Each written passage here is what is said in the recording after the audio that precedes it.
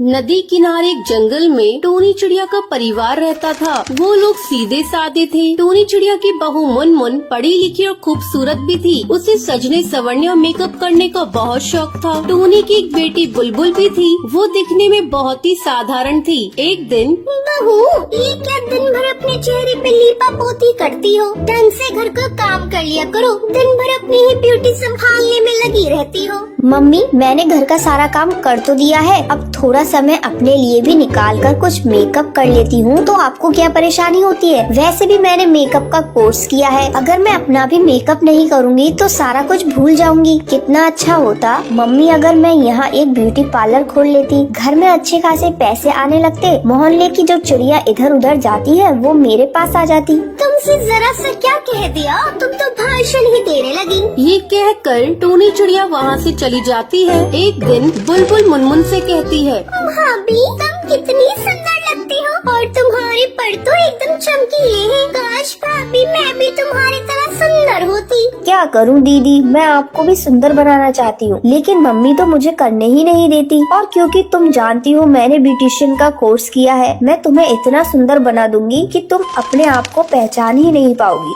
अरे बहू, मेरी बेटी को क्यों बहका रही हो? ज्यादा सजना संवरने में पैसे खर्च होते हैं। खबरदार बहू, तुमने जो मेरी बेटी के चेहरे पे लीपा पोती की तो मैंने आज तक अपनी बेटी के पंखों पर सरसों के तेल के अलावा कुछ नहीं लगाने दिया है। और ये जो तुम शैम्पू वैम्पू लगाती हो, इससे क्या होने वाला है? मेरा घड़ी डिटर्जेंट ही जिंदाबाद है। उससे मैं कपड़ों को भी धो लेती हूँ और बालों को भी धो लेती हूँ। खाना बनाने के लिए जो सरसों का तेल आता है उससे परों में भी लगा लेती हूँ। खाना भी बनता है और बाल में भी लग जाता है। अलग से कुछ खर्च नहीं करना पड़ता। लेकिन जब से तुम आई हो, कभी क्रीम चाहिए तो कभी पाउडर चाहिए, कभी शैम्पू खत्म हो गया। तुम ये सब अमीरों वाली आदत मेरी बेटी को मत लगा देना। पक्षी दिन भर मेहनत करता है तब 2 पैसे कमाता है और तुम इन पैसों को क्रीम पाउडर में खत्म कर देती हो। हाय राम, हमारे घर में ये कैसी बहू आ गई? मेरे तो कर्म ही फूट गए। मैंने कितनी बार हीरो बेटा से कहा तो गाँव की किसी लड़की से शादी कर ले,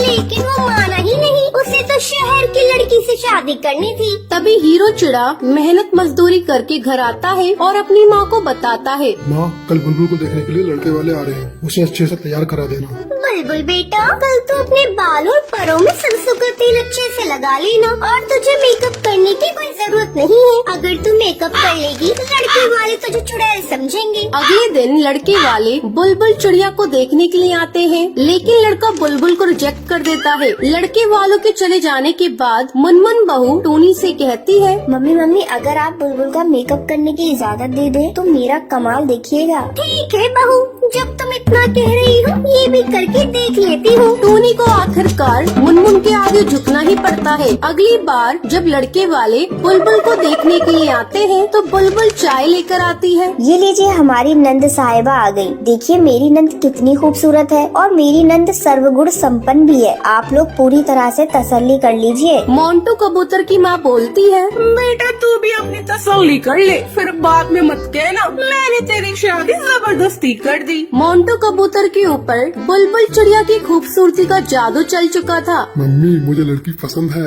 मैं इससे शादी करूँगा। बुलबुल की शादी बड़ी धूमधाम से हो जाती है। बुलबुल के विदा हो जाने के बाद, बहू, मैंने हर बार तेरे मेकअप के लिए तुम्हें डांटा। आज उसी मेकअप के चलते मेरी बेटी की शादी इतने अच्छे घर में हो गई। मैं तुम्हारा धन्यवाद करती हूँ बहू। तो ये थी आज की